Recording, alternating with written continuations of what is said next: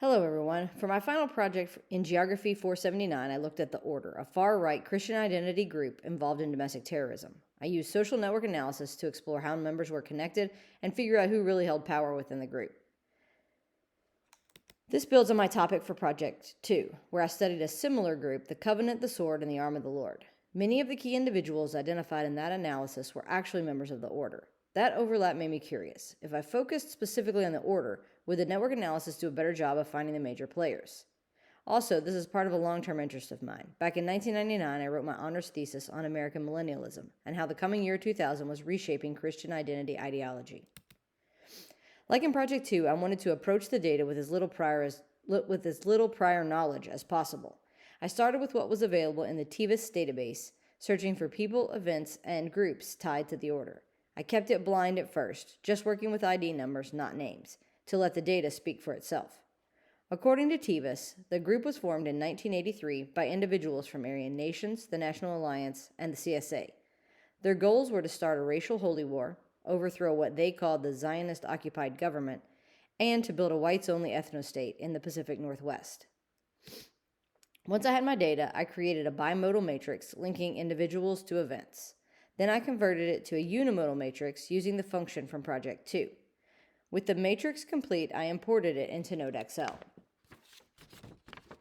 Looking at the graph, the first thing that stood out was the two nodes not connected to the rest of the network. Checking the matrix, I found that each had only participated in a single event and that they were the only ones in those events. The main cluster revealed a dense core of individuals with high interconnectivity, suggesting strong collaboration among the members of the Order. According to the metrics, these nodes had high degree centrality, betweenness, and closeness, which may indicate they acted as operational or communication hubs. I included PageRank in this analysis because it had proven useful in Project 4 for identifying not just how many connections someone had, but how influential those connections were.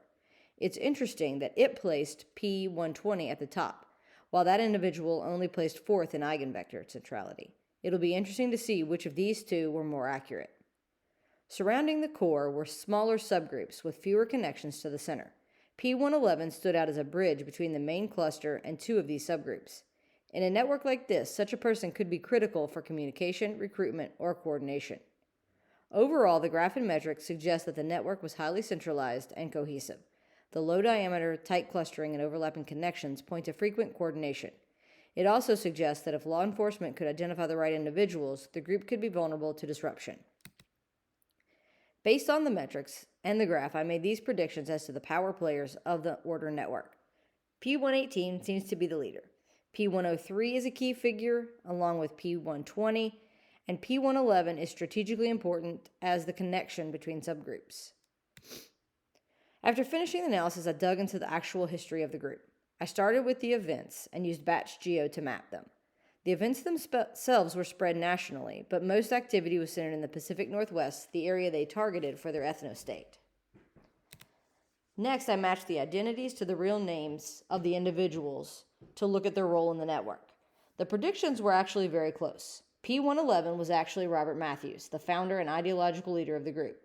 P103 turned out to be Bruce Pierce, who carried out the Allen Berg assassination and was, as one judge put it, involved in every violent activity of the group.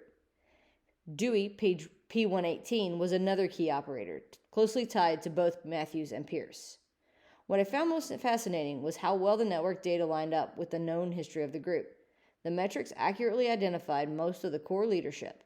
This reinforced the value of network analysis when studying covert or extremist groups.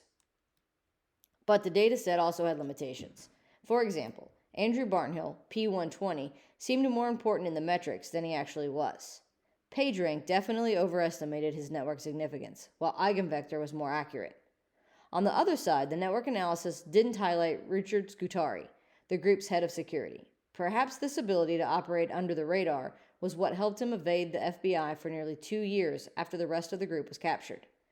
Interesting side note, Scutari was released from prison in January of this year after serving a 60-year sentence. According to prison officials, he maintained ties to white supremacist groups and mentored new recruits, even from behind bars.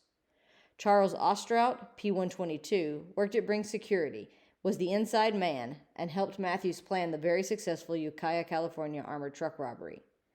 The government's most valuable witness against the group was Thomas Martinez, but he doesn't appear in this network analysis. He was an old acquaintance of Matthews and had been caught using the group's counterfeit money in Pennsylvania. To avoid prison, he cooperated with authorities. He may be one of the unnamed or unindicted individuals named in Tevis.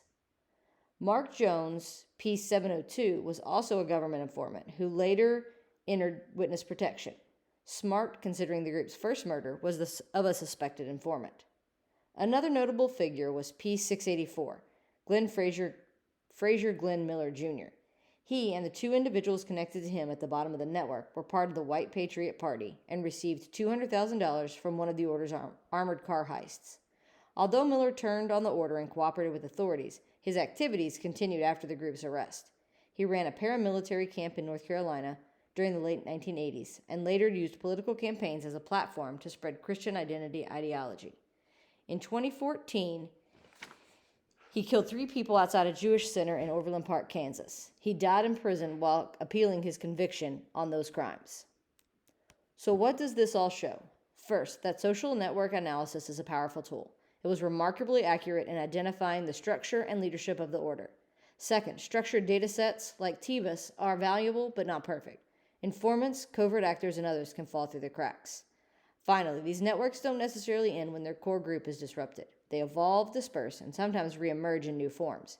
This reinforces the importance of not just dismantling networks, but also understanding the ideological and personal ties that allow them to endure.